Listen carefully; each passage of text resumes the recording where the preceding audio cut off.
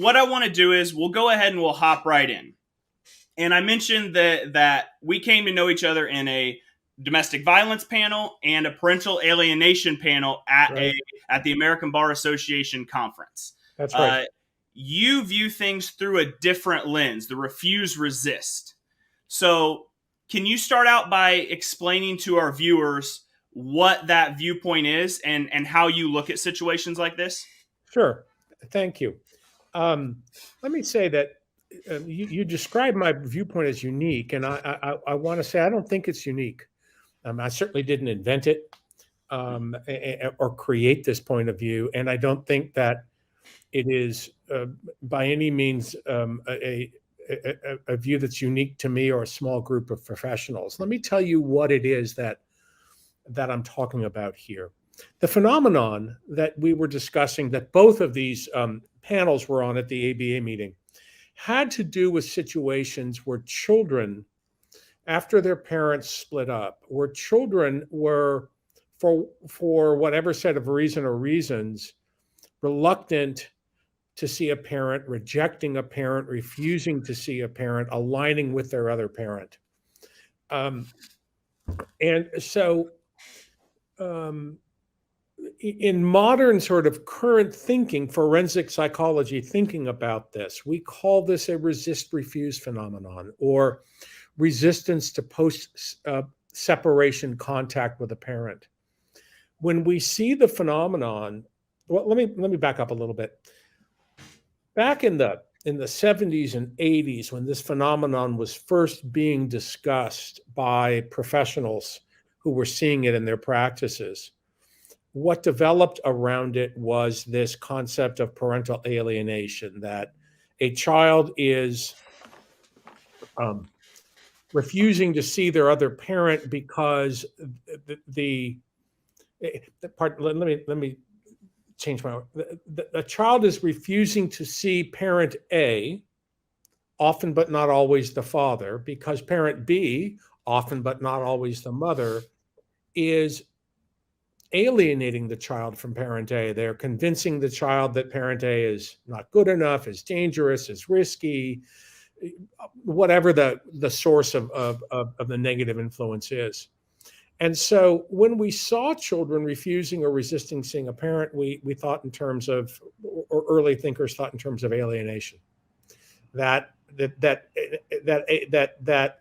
parent B in my scenario set out consciously, deliberately, without a basis, without a cause, to toxify the child's relationship with their other parent. Typically, again, not always, it was the father that was the out parent, the mother that was the in parent, or to use different terms, the mother was the alienator, the father was the targeted parent. Well, some people disagreed with that, and they argued, no, usually when a child resists or refuses to see a parent, there's a darn good reason. And that reason is usually, if not almost always, that parent who the child is resisting or refusing has mistreated the child, or mistreated another child in the family, or mistreated the mother, that there was, if you will, domestic violence. So I think that over time, as we began to work with these ideas, we began to see that these two poles, these two extremes on a continuum, did not explain, frankly, did not explain a great number of our cases, maybe even a majority of our cases, that there was some other thing or things going on. So rather than characterizing these cases as alienation cases, or domestic violence cases, or green or blue or orange cases, we decided that it was best to characterize them with a broader term that simply described what was going on without describing why it was going on. And the what is, we call them resist refuse. So we've got a child or children resisting or refusing to see a parent. That then opens up for us broad thinking. We think broadly instead of narrowly. We think about what is the source, or what are the sources of the resist refuse. so that there's not one assumption made about any given child, any given family about what's going on here. But rather, instead of assuming that we know what's going on or characterizing it with a term that sounds like it depicts what's going on, we simply describe it by its phenomenon, resist, refuse, and then we cast a wide net. We look at multiple potential reasons for the resist, refuse, and lo and behold, we find in many of our cases that there's more than one reason for the resist, refuse.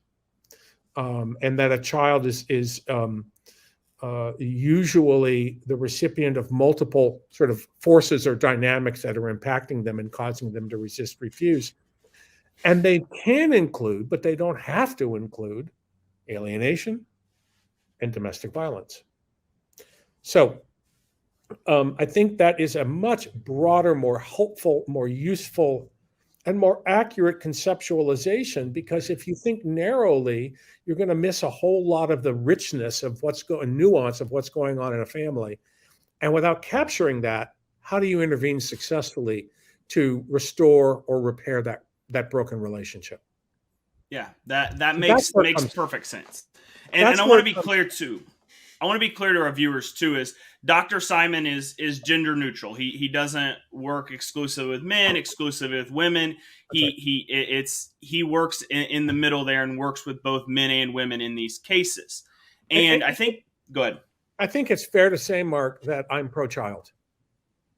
Pro-child, okay, I like that. My passion and the thing that drives me and keeps me in this work and that motivates me in this work are the children, and protecting and enhancing and enriching their well-being, fostering their resilience, and maximizing their adaptation and success in life. Fair enough. And I think at its core, I think the core feeling of even the individuals who are all the way on the parental alienation side or domestic violence, that's at their core. It may just not be through the clear lens.